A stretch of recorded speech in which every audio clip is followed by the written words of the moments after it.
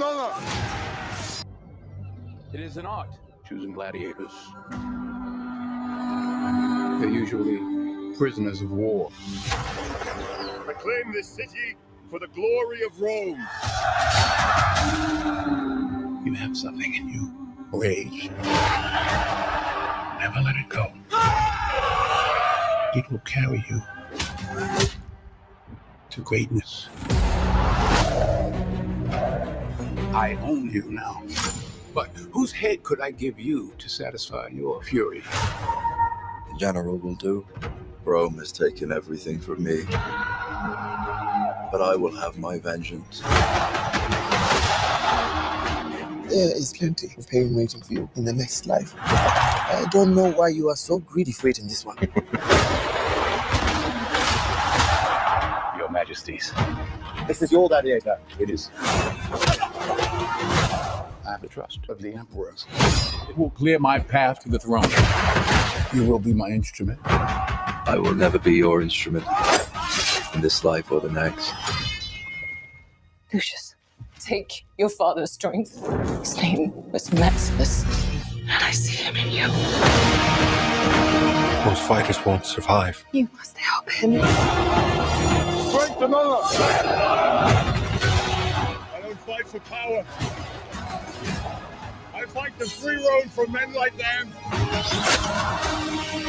Your name will be forgotten! To restore order, I must have power. Everything is forgotten in time. Empires fall, so do emperors. This is war! Real war! The odds are against you. The odds are always against me. Ready to round!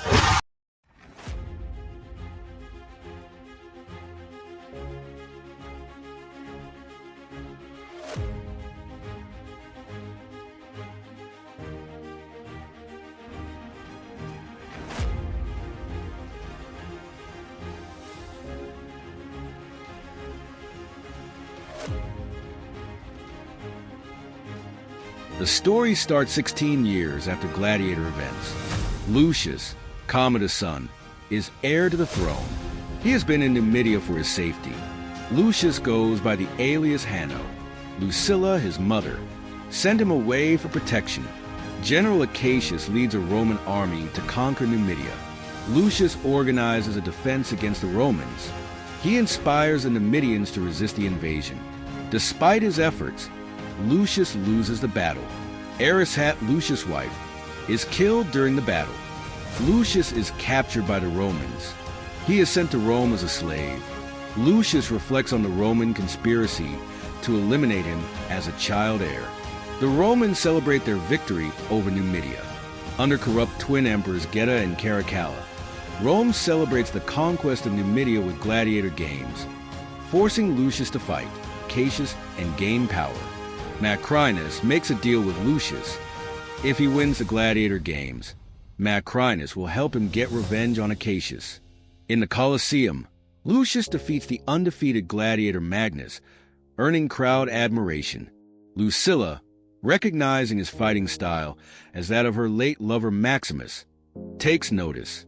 Lucilla discovers the gladiator Hanno is her son Lucius, whom she sent away to protect from rival factions. Lucius learns about his true parentage, including the possibility that Commodus might be his real father. Macrinus manipulates events to eliminate the emperors and position himself as a powerful figure in Rome. Meanwhile, Lucius continues to fight in the games, seeking revenge on Acacius. Lucius confronts and forgives Acacius in the Colosseum. Emperor Geta orders Acacius's execution.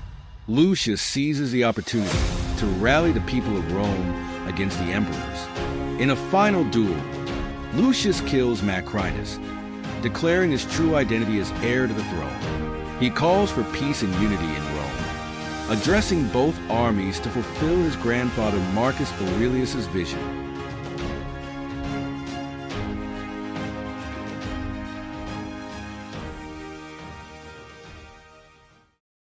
Years ago, Lucilla, the sister of Emperor Commodus, who was killed by Maximus in the previous film, sent her son Lucius, the heir to the throne, to the North African kingdom of Numidia for his safety. Now Lucius lives under the name Hanno with his wife Arishat in Numidia. One day, the Roman army, led by General Acacius, who is executing a plan to conquer African nations to expand the Roman Empire, prepares to invade Numidia. Upon learning of the approaching Roman fleet, Lucius consults with King Gauda, and together they devise a plan to resist the Roman invasion. Lucius inspires the Numidian troops to fight against the Romans, calling them barbarians who destroy everything in their path. He organizes the city's defenses, and the defenders launch fiery projectiles at the advancing Roman ships to destroy as many enemies as possible before the land battle begins. The Romans quickly retaliate, firing their own flaming projectiles and destroying part of the city's walls. Within minutes, a fierce battle ensues,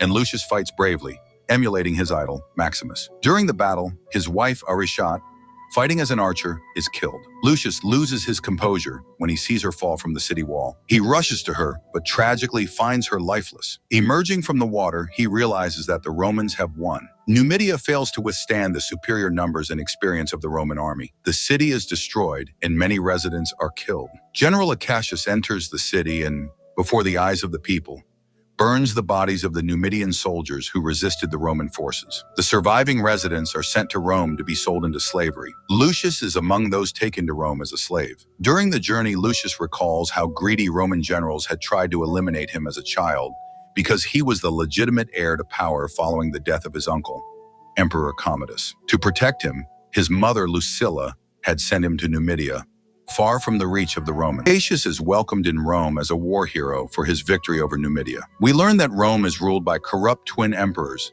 Geta and Caracalla, who celebrate Acacius' success in conquering Numidia by crowning him with gold before the Roman people. The emperors plan to celebrate the victory with gladiator games in the Colosseum, where the slaves brought by Acacius will fight. The emperors inform Acacius that they want him to conquer Persia and India next, as they dream of seizing all the lands of the East. It is revealed that Acacius does not enjoy war or invading foreign lands. He requests a leave of absence from the emperors, but they refuse. Later, the gladiator games in the Colosseum begin. The slaves must endure a trial by fighting baboons. Those who survive will be sold to slave traders. King Gauda of Numidia, severely injured in the previous battle, is also among the slaves. Lucius urges him to stay close for protection. Despite Lucius's efforts, he cannot prevent a wild animal from attacking the king. Ultimately, Lucius kills one of the baboons and emerges as the victor. Slave traders argue over purchasing Lucius, but he is eventually bought by a man named Maximus, who is deeply impressed by him. Later, Maximus tells Lucius that he wants to take him to gladiator games set to begin in a few days. At first, Lucius refuses, declaring that he is not a slave. When Maximus asks if he wants revenge on the Romans who pillaged and destroyed his homeland, Lucius replies that his vengeance is focused on one man, General Acacius. We learn that Maximus has his own ambitions and wants to eliminate the general to gain access to the imperial throne. He strikes a deal with Lucius, promising to help him kill Acacius if Lucius wins enough gladiator fights in Rome. Lucius agrees. The next day,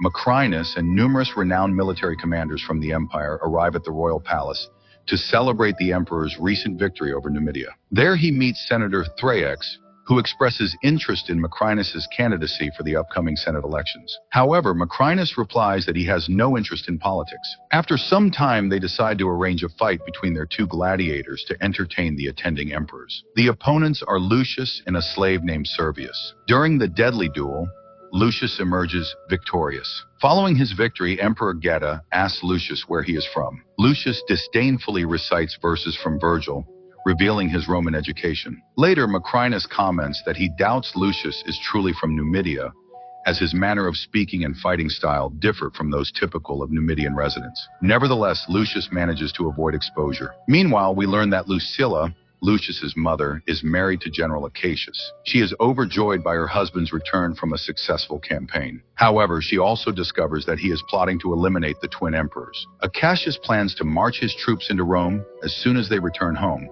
exploiting the people's hatred for the emperors to seize the throne. Later, Lucilla accompanies Acacius to the Senate, where he conspires with senators to execute his plan during the final day of the gladiatorial games. Acacius informs them that once he neutralizes the emperors, he will transfer power to the Senate. The scene shifts to Maximus and his slaves arriving in Rome to prepare for the second gladiatorial games. Maximus meets with Senator Thrax to gather more information about the Senate. Later, the games begin with a reenactment of Rome's war against the barbarians, a conflict the Romans had long since won. Maximus's slaves play the barbarians, as they are outsiders to Rome, while the Romans are represented by the empire's strongest warrior, Magnus, who has never lost a fight in his life. Magnus enters the arena atop a rhinoceros and begins attacking the barbarians. Many of them perish, unable to withstand his strength. However, Lucius manages to knock Magnus off his mount, forcing him to engage in a direct fight. They battle fiercely. In the Colosseum, Lucius mimics the late legendary gladiator Maximus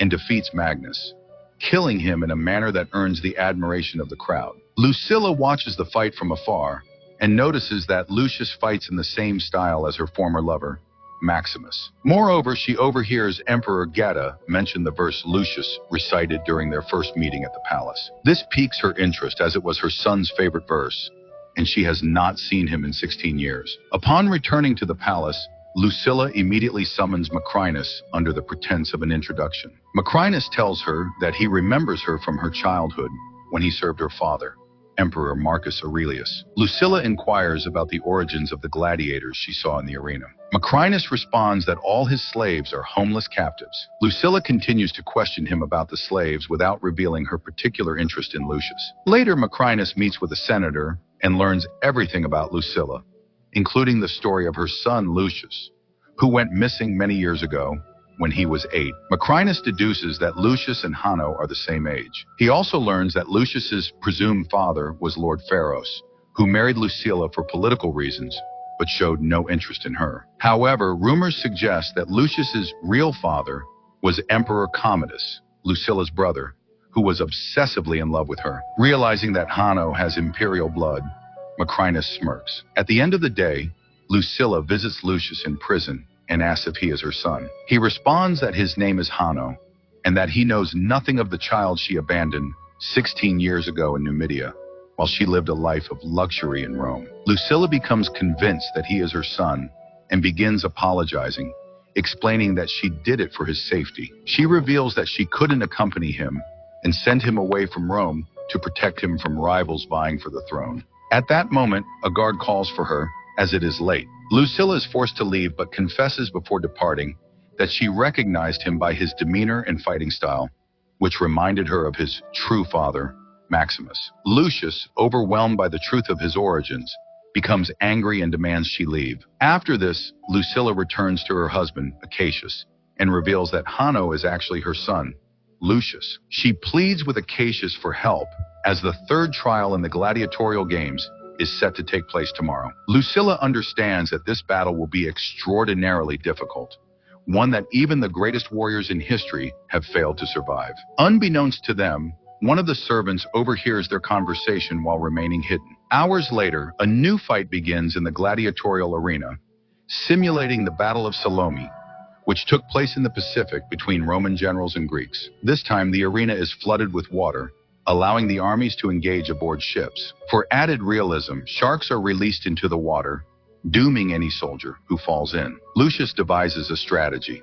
He plans to lure the Roman ship toward the gates, causing it to get stuck and unable to maneuver, while his own ship rotates 180 degrees to pierce the enemy's hull. Later, Lucius seizes a crossbow and aims it at General Acacius, intent on killing him. However, one of the soldiers intercepts the arrow, causing it to strike Emperor Geta's throne instead. Lucius loses his chance to kill the general, but celebrates victory with his comrades. He assures the guards that he had nothing to do with the incident in the arena. Later, Lucilla's servant meets with Senator Thrax and informs him of Lucilla and Acacius's plan for a coup. Thrax, who owes a significant debt due to a lost bet with Maximus, relays this information to him. Maximus realizes it will be easier to eliminate the foolish emperors than a strong and intelligent warrior like Acacius. He uses this intel to gain the emperor's trust while simultaneously eliminating a formidable rival. Soon his plan works.